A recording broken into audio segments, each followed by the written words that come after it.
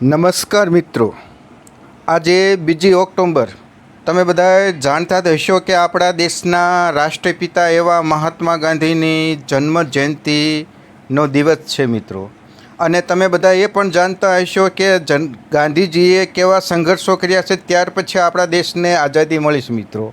જે રીતના આંદોલન કર્યા સમાજને આઝાદ કરાવવા માટે, એવી જ રીતે હાલમાં ટેટ શિક્ષકો દ્વારા પણ સમાજનું વિકાસ થાય, બાળકોના ભવિષ્ય સુધરે એટલા માટે કાયમી શિક્ષકો બનવા માટે ઘણા સંઘર્ષો કર્યા છે. અને ત્યાર પછી આજે આપણે સફળતા તરફ જઈ રહ્યા છો મિત્રો.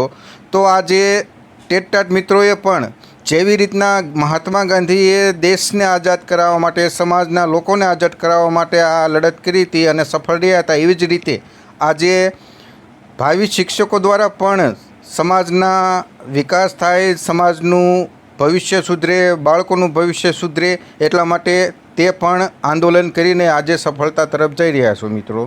તો આવનારી ટેટ ભરતીમાં તમે કાયમી શિક્ષક તરીકે નોકરી લાગો અને સમાજને બાળકોનું ભવિષ્ય સુધારો, એવી ખૂબ ખૂબ દરેક ટેટ મિત્રોને શુભેચ્છાઓ. તમે પણ સમાજને બાળકોના ભવિષ્યને સુધારો તે આશા સાથે જય હિન્દ, જય ભારત.